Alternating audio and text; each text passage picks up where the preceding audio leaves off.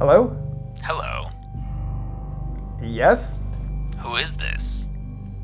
Who are you trying to reach? I'm trying to reach this dope-ass YouTuber named FoundFlix. Oh yeah, that's me actually. Who's this? It's dead meat. Dead meat? But wait, isn't technically all meat dead? Never mind that. Do you like scary movies? Uh-huh. What's your favorite scary movie? Oh, that's easy. John Carpenter's The Thing. Hey everybody, James A. Janice here with a very special video. It's one that a lot of you have requested and a lot of you have looked forward to. It's my collaboration with FoundFlix. What's up, everybody? Thanks for having me on the channel, Dead Meat. Now we're almost working together in person, but we're separated by thousands of miles. That's right, that's why we are doing it this way. We're Skyping with each other, but recording on high quality cameras so that you guys don't have to deal with potato quality. There you go, the quality you can trust from YouTube, absolutely. If you didn't know, our names aren't FoundFlix and Dead Meat. It's actually Chris and James. We are real people too, sometimes. When we're not things. Exactly. Speaking of which, this is the premiere episode of a new series that I want to start on my channel called What's Your Favorite Scary Movie? You know it. It's named after the line in Scream. What's your favorite scary movie? And I just want to talk to other people about what their favorite scary movies are. And Chris, I chose you because not only are you an amazing YouTuber, Thank you, with a great channel that's very similar to mine. I came across Chris's channel one time looking for someone to talk about Little Monsters, this weird fucking movie. And I found his video and there he was talking just like I talk about movies, and I instantly fell in love with the channel. Yeah, I think you'd even mentioned, I had forgotten about that I eat an onion and peanut butter sandwich at one point to emulate what Fred Savage does in the movie. I still quote the way you say, it's not good. It's not good. It's not good. But another reason I chose you to be in my first episode of this series is because your favorite horror movie happens to be the same as mine, John Carpenter's The Thing. Absolutely. It's almost, how could there even be a question? Of course, since I was the first time I saw it. It's been my favorite horror movie, basically. Viewers, please excuse me because I'm still trying to figure out the format of this thing, but basically, Chris, I just want to know, why is The Thing your favorite horror movie? Oh, well, sure. Yeah, I mean, I guess when I was thinking about it and going back to, just kind of consider my experiences with the movie over the years, what stuck out to me first was when I saw it as a kid. And it was the gore, specifically, I guess the practical effects is what was so twisted and frightening. And it was the dog transformation scene when, its head splits open and then the arms are coming out later after it, it grabs onto the ceiling and all that. I had never seen anything so kind of grotesque in my life. And it made such an impact that it would always just kind of haunt me, you know what I mean? The gore in The Thing is also one of the reasons I love the movie, and it just makes me kind of wonder, like, why does that appeal to us? Why does seeing really good-looking gore, because I wouldn't want to see a dog's head split open in real life, of course, No. But to see it in a movie just fascinates me so much, and I appreciate so much how grotesque it looks, and I wonder, why does that appeal to us? Well, I think that it's the combining the different things in a way that you never would expect it, because it has the part of it's the dog, and then it's got the crab legs that come out of it. It's something about how just weird it is, I think is what it is. It's so unusual and specific.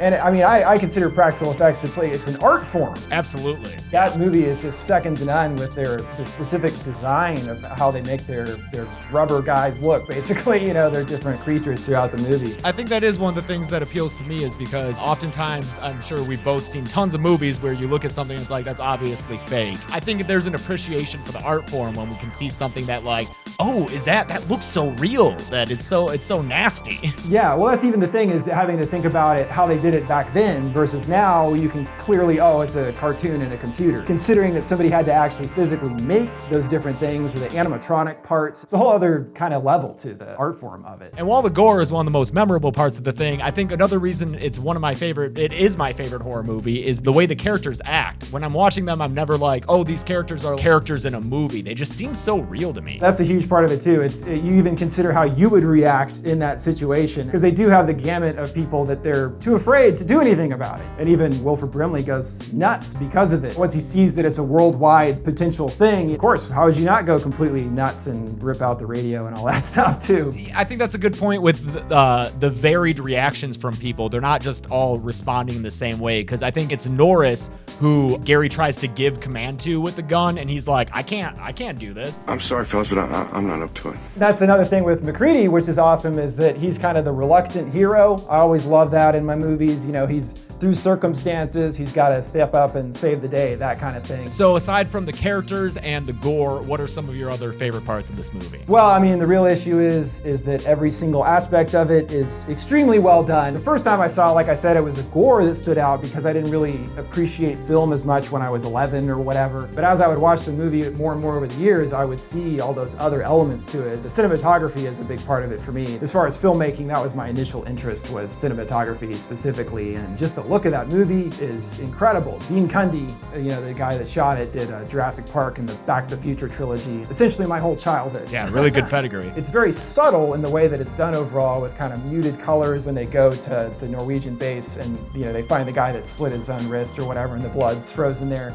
But just the actual contrast between the darks and the snow, again, it's just, nothing can compare to that. One of the shots that always sticks out to me is the slow tracking shots throughout the base that's just kind of checking in, and the dog just kind of like looking around the base and just exploring that setting. In a genre where so many times I feel they just kind of set the camera up and hit record and do their thing, it's so nice to see like really thoughtful camera movements and work. I did rewatch the commentary and stuff like that just to hear what they had to say about it, but John Carpenter would struggle with how to fit all these guys into the frame. I think at one point they actually, it's when they're following Gary at one point, and they actually have to remove a wall to be able to do the shot correctly, just to fit them all in. Oh, and the way that the snow always has the blue lighting on it as well. I don't know, that's just something, it's so eerie looking, and a lot of the movie is lit that way in school. That whole setting, just like being completely isolated on a continent where no one really lives, by yourself in an outpost, I think is just the perfect setting for this story.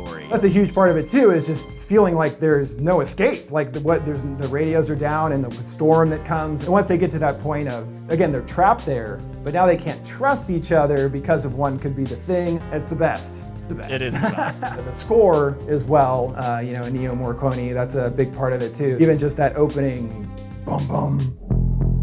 It sets the mood so perfectly, and instantly you're already going, oh, this it's kind of scary up in here. I'm a little afraid. Yeah, and like the mystery of like, why is this dog running across here, and why are they shooting at this dog? Yeah. It's such a great way to open a movie with mystery. Well, yeah, absolutely. That's a big part of what the movie is them slowly piecing together over the course of the film what the thing is that they're even having to face off against. And when you're seeing that as an audience member, it's just really satisfying as they keep unfolding more to what is going on with the thing, you know? And I'm glad you mentioned the score, because out of all the things in the movie, like that's gotta be top 2 or 3 for me. I love that score, and it's so understated. It doesn't really have like a big melodic theme that you can hum, but it's just like that real subtle, just like bass and a little bit of synthesizer in there. Oh, yeah. And honestly, when they played the score at the end of the prequel, that was my favorite part of that movie. when that score kicked in, I was like, fuck yeah, the score. It still worked. I know it was a cheap shot, but you still got me with the score. Yeah, I was like, I'll give it to you, all right. Speaking of the prequel, how'd you feel about that? Oh, I loved it. I mean, it's better than the Carpenter one. I mean, no question, right? No, No, I think I've only seen it twice, maybe, to be completely honest. But seeing it when it first came out, because I was excited about it. I mean, just the fact that they were doing another thing in any way, even if it was potential to be a disaster. But probably the biggest error, of course, was using CG for the creatures. Like, I mean, come on, what are you doing? Yeah, especially when they had already built all the practical effects to be used. I know, and they even have those videos that they showed of what they look like, and you're going, wow, that stuff looks amazing. And they even just essentially, at least to my understanding, just sort of painted over those with CG enhancements. Yeah, I feel insulted for the guys at the company who made the effects, Amalgamated Dynamics, I think. And because, yeah, that stuff looks great. I know. And I guess it just didn't test well with test audiences or something. Well, I mean, I guess that's what it is. The change in audience taste from 1982 to now is substantially different. You know, I mean, there's not a lot of practical effects movies that are coming out, except for, you know, The Void, I guess, is the first one that popped in my head. But All right, so I want to try a fun little games segment of this series. I'm going to ask the people I talk to try to stump me on trivia about their favorite movies. So we'll see how this goes. Maybe I'll know these answers. Maybe they'll be crazy hard. But I didn't do any research ahead of time, like looking for special trivia. Sure you did. So, Chris, you have a few questions for me? Yeah. And when I did do some research, and I looked up hardest thing trivia ever to stump dead meat ever. That's Yeah. what you asked Jeeves? Jeeves always delivers. This is kind of maybe, you know, it's a simple one. So obviously they shot on a remote location in BC, British Columbia. They were so far away. What was the worst thing about being on set, according to John Carpenter? Oh, man. Was it something to do with food? Perhaps something like that. I'll say not having any hot or fresh food. That's close. No beer. No beer. Specifically beer. They should have stocked up before they went up there. Yeah, I guess the actual helicopter pilots were locals, and they tried to get them to fly to Juneau to get them beer, but they refused to do that. So It's pretty bad when the biggest city around you is Juneau, Alaska. how do they do the opening shot where the title comes on screen? Oh, I know this one. So it involves a fish tank that they filled with smoke and then had some paper with the title, some kind of flammable substance wrote out the title, and then they lit that on fire and it burned, revealing the smoke coming through the fish tank. Yes, that'll work. There was a garbage bag too. I was looking for specific keywords like fish tank and whatever, but yes. As soon as I learned that, I was like, oh yeah, because this was 1982 and you couldn't just do this in After Effects. So you had to get creative, and it ends up looking so cool. I love it. I don't know if you played the Thing video game that came out. I have not. Okay, well then you probably won't know this one, but that's all right. In the Thing video game came out in 2002, and it was a sequel, so it's technically after, you know, the events of the movie. Who did John Carpenter voice in the video game? Ooh, is it a video game only character? Yes. Okay, I'll say the medic. Like I said, if you haven't played the game, there's no way you'd know. But I just thought it was cool that he was actually in the game and did a voice for it, but he plays a Dr. Sean Faraday. In that game, they're doing biological experiments on the Thing and trying to basically like weaponize it. Oh, okay. It's part of a So company. he's not a medical doctor? He's more of a biologist, I guess. Okay. But that's Damn, close. I was gonna try to give myself like half credit with the medic thing. I heard doctor and got excited. Yeah. And then the one other one that I had, what did they make Copper's arms out of when he got them sliced off, when he inserted them in the Norse? Ooh. So I know that they used a amputee, a guy who had both his arms amputated, and then put these fake prosthetic arms on him. And the way they tear, I feel should be revealing, because it looks so cool when he pulls them out and they just tear. But I can't remember for sure, so I'm just gonna guess latex. Latex? Good guess. Jello. Jello. Oh, you know what? I thought about saying Jello. That's insane. Satisfactory. Wait, that's my final grade for this quiz is satisfactory? Just right in the middle there, bud. No, I'm just kidding. I'll take it. Yeah, Chris, thank you so much for joining me for what I hope will become a regular series on my channel. How about we promote you a bit? You have your channel FoundFlix. How long have you been doing your channel for? A little over 2 years now. This October will be 3 years. My main thing is Ending Explains, confusing, weird endings that you don't understand for horror movies specifically. Do creature breakdowns, all kinds of stuff. All horror related, the best genre around.